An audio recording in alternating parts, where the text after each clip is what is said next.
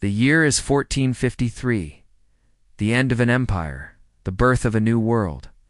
For over 1,000 years, Constantinople stood like a beacon between East and West, the last capital of the once mighty Roman Empire, city of gold domes. And what does their victory tell us about the end of the Middle Ages?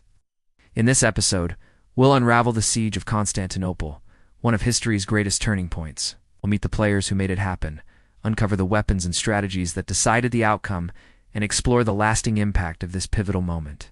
With his vast army, including elite Janissary infantry, his powerful cavalry, and well-trained artillery units, he was determined to breach the city's formidable defenses and claim victory.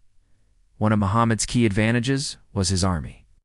It was a force unlike any the Byzantines had ever faced. The core of his army consisted of the Janissaries, an elite infantry unit composed of young men captured from Christian territories and raised in the Muslim faith. The Ottoman Empire was a vast and powerful state with a long history of military success. Their soldiers were highly motivated to conquer Constantinople and expand their empire. They had experience fighting against the Byzantines and other enemies, and their commanders were skilled tacticians. The relentless pursuit of victory and the military expertise of the Ottomans proved decisive in overcoming the Byzantine defenses and achieving their ultimate goal. They were fierce, disciplined, and deadly fighters. In addition to the Janissaries, Muhammad's army included well-trained cavalry archers. After weeks of preparation and bombardment, the Ottoman forces were ready to take the city. The plan of attack was simple, yet effective. The massive army would attack the city in waves, overwhelming the defenders. The first assault began early in the morning. Huge cannons boomed as the Ottoman artillery opened fire, sending massive cannonballs crashing into the city walls. The Byzantines returned fire, but their weapons were no match for the Ottoman guns. Soon, a breach was made in the wall, and the Ottomans surged forward, wave after wave. The Byzantines fought bravely, but they were outnumbered and exhausted.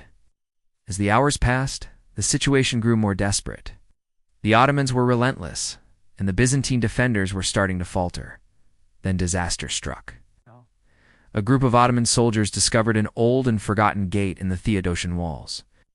The gate, known as the Kirka Porta, had been sealed off for centuries, but it had not been properly demolished. Realizing their luck, the Ottomans quickly opened the gate and led a surprise attack into the city. The Byzantines were caught off guard. They tried to rally, but it was too late. The Ottomans flooded through the gate, and within hours they had captured the city and other infantry units drawn from various parts of the Ottoman Empire. The capture of the city and the sack that followed sent shockwaves across Europe. The Byzantines had held on for over 1,000 years, but now their time had come to an end. The capture of Constantinople also marked the beginning of the end of the Middle Ages. The fall of the city was a pivotal moment in history. It marked the end of classical antiquity and the beginning of the modern era. The city had been a center of learning, culture, and trade for centuries, but now it was gone.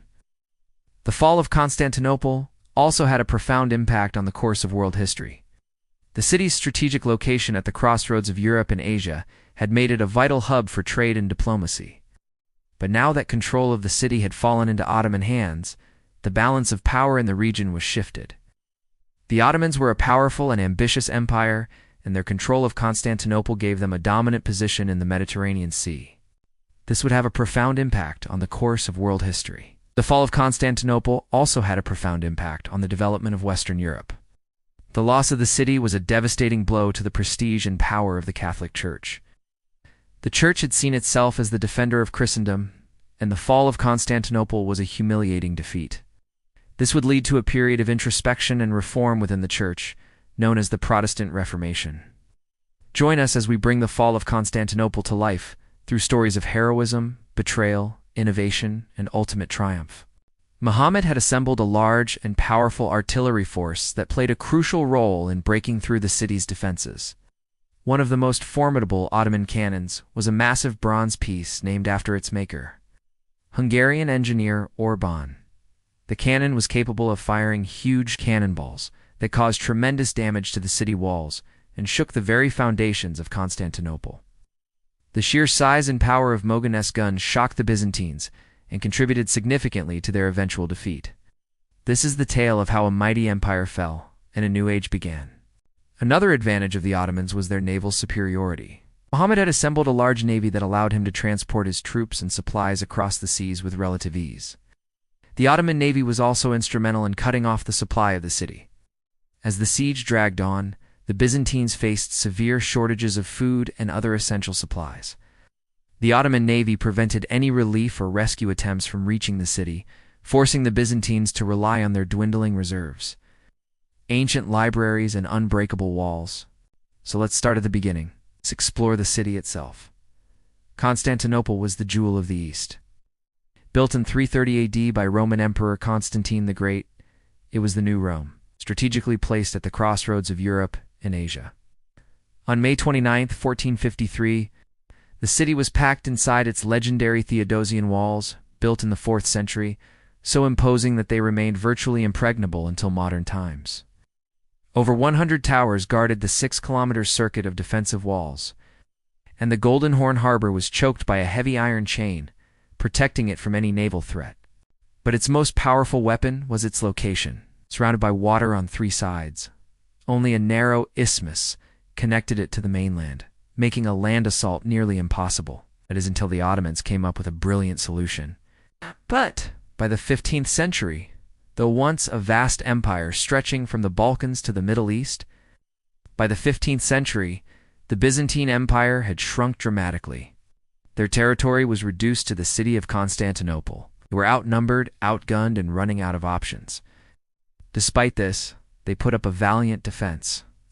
Leading the charge was Emperor Constantine XI Palaiologos, the last Palaiologos ruler of the Byzantine Empire. Constantine was a shrewd politician and gifted diplomat. He managed to secure vital alliances with European powers such as the Republic of Venice, which sent troops and much-needed supplies to bolster the city's defenses. He also reached out to Pope Nicholas V, asking for help. But the pontiff was hesitant to commit resources to the Byzantine capital. Nevertheless, a handful of courageous priests and monks answered the call, preparing to defend the city with sword and prayer. Among them were the legendary monk warrior, the monk Battle of the Caves.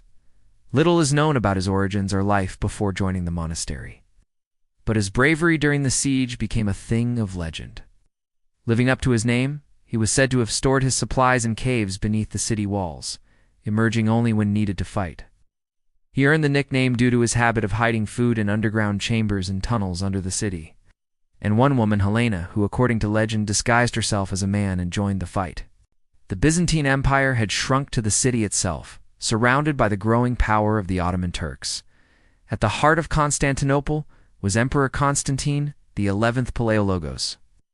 A brave but desperate man, he had just 7,000 defenders, Greeks, Genoese mercenaries, and a few volunteers from across Europe.